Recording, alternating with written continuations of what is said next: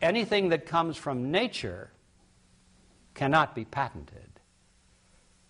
They're not interested in that. So, we translate that into the real world of FDA approval. Surely these drug companies aren't going to spend $20 million or more testing any substance from nature because it can't be patented. That, and of course the FDA says it's illegal to use unless it's been tested for efficacy and safety. Now you see the catch-22 you're in there. Nothing from nature, regardless of how effective it might be, will ever be proven safe or effective according to the FDA. It'll never be. Because nobody's going to spend the money to go through the test. So therefore, everything from nature will always be condemned by the FDA as unproven.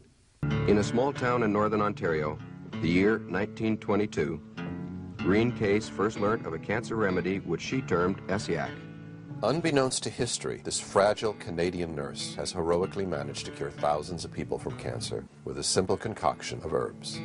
1943, I was diagnosed in Toronto General Hospital as having a growth in the bowel which was inoperable. And that was in January. And my husband was told that when the snow was gone, I would probably be gone with it. So through friends, I was directed to Miss Case. And I came to her and had treatments from her for practically 3 years. And felt I was cured, and I've had no return of it since. So we brought the diagnosis to Nurse Case, and I took treatment from her every week for about a year. And I have no cancer today. I was trying to legalize my treatment, and the patients went out and got this petition signed, 55,000 names on it. And I went before the legislature, and I lost out by 3 votes. You see, they said the doctors all made mistaken diagnosis. That's why the patients thought they were cured. I kept on my clinic as long as I could until they stopped the doctors from giving a diagnosis, and then I had to stop. And it's a sad thing when somebody comes and they have somebody that is ill with cancer and the medical profession can do nothing for them. And I don't see how they can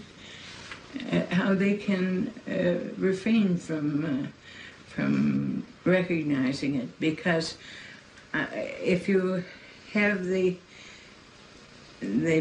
proof, you have the diagnosis from the doctor, you have the pathological findings, and you find you have the living patient to show that they are still alive after the medical profession has given them up. So, 1958, here in this lavatory. Its director was Dr. Charles Brush, who was also President Kennedy's personal physician and a close friend. Undertook to study the effects of a drug or an herb called Essiac. And we found that it was non-toxic and did have effects in help in the treatment of cancer. You can't burn a cancer out of a body with radiation. You can't poison it out of the body without poisoning the body as well. And I feel that nature holds the answer, the only answer for cancer patients, and as such, we should have it. Our constitutional rights at the moment are being denied to us, and it shouldn't even come down to a court hearing. It should be a matter of fact that we have what we want for our body. I have cancer from head to toe to the bone. You're going to try and tell me that if I think there's something that's going to give me a little bit of life, that I'm not going to try it? But the response from the medical authorities has always been the same, even at the cost of looking foolish for the ridiculous excuses they often had to concoct to resist its approval. If we release Laetrile and Essiac and Carbazin and so on, I can give you a very long list. You'll have a very wide choice. Then When there is something effective, how will you know which to choose from? In fact, someone thought better to prevent ASIAC from being used in the future by doctors who may eventually respond to a higher calling of their conscience. As it's well known in the state of California, the state legislature actually made it a felony for a doctor to use any than the accepted methods of treatment for cancer, and they named them in the legislation: surgery, chemotherapy, radiation, and cobalt. And when doctors are hemmed in like this, and their very livelihood is threatened, they're not going to be anxious to step out of line. A Texas businessman whose father had passed on to him an herbal formula that would reveal highly effective against cancer. Like good news. And we now have in our files and our records many, many thousands of case histories and records, pathological proof, X-ray photographic studies that we do positively cure cancer, both internal and external. Yet by the 1950s, the Hoxie Clinic of Dallas, Texas was the largest privately owned cancer center in the world. Hoxie clinics reached through 17 states. Endorsing the treatment were senators, judges, and even some doctors. 2 federal courts upheld its therapeutic value. If the treatment was worthless, how did it gain so much support? To claim a cure for cancer is to invite evaluation. Why don't you go down to Texas and let's expose this fellow. He's getting too big, and the American Medical Association liked to put him out of business and said, you go down and get acquainted with him, and says, we'll do a couple of pieces on him and put an end to this. So it was an assignment. I came to Texas. I expected to stay about a day, get my information, and leave.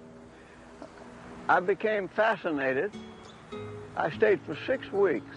Every day, Harry would pick me up, bring me to the clinic.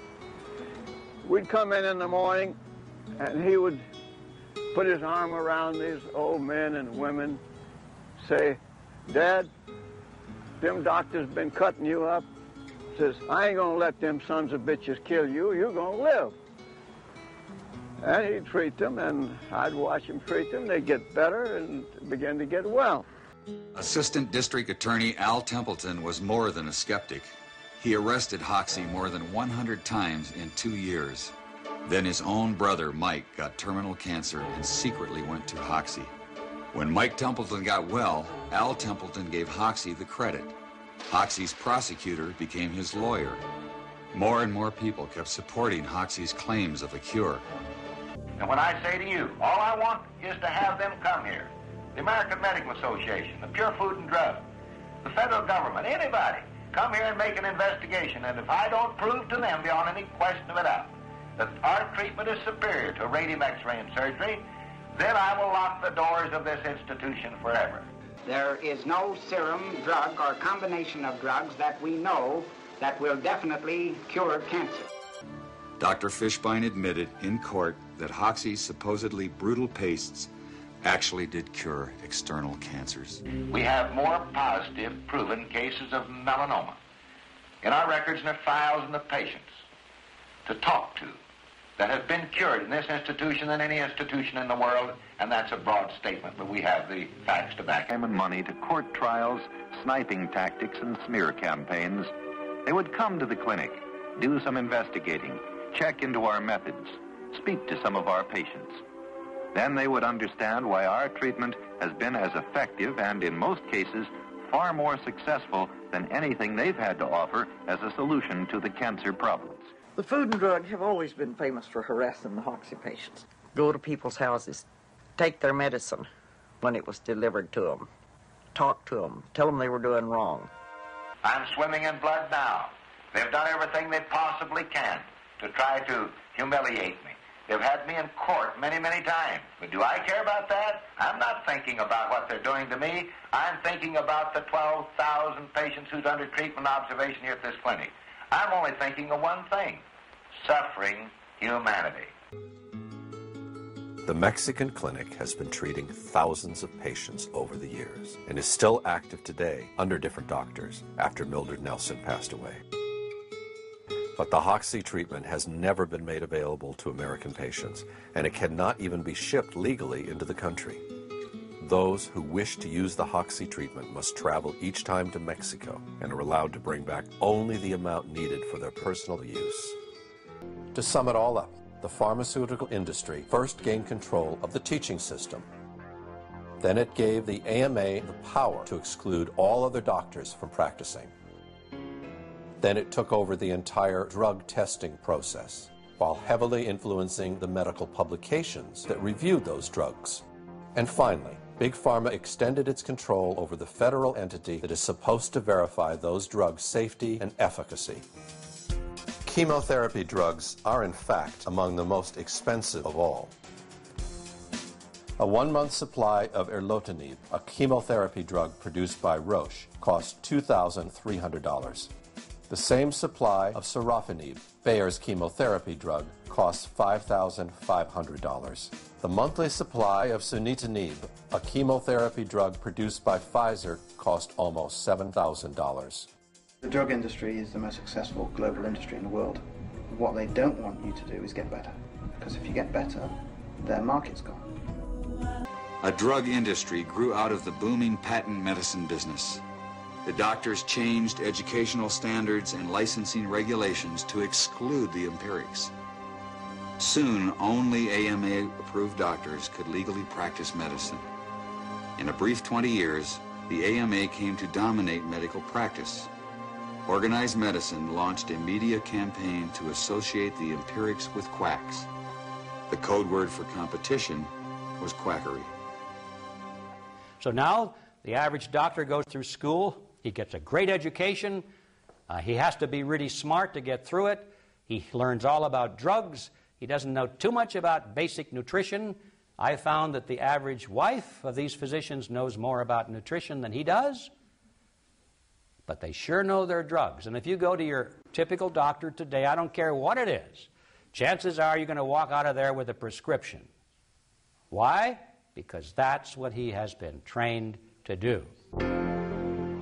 The companies that make up the pharmaceutical industry are among the largest corporations in the world. Together, these businesses have come to be known as Big Pharma. In 2004, their combined global sales were over $500 billion, with Pfizer and Johnson & Johnson leading the pack. In the U.S., the core of Big Pharma's immense profits is from sales of prescription medication. And since these drugs can only be prescribed by medical professionals, most of the industry's promotional and marketing activities are directed at doctors, pharmacists, and other healthcare providers. This starts out at the first day of medical school, and in many medical schools, even the incoming students that are 2 years away from seeing a patient will start to get gifts from the pharmaceutical industry.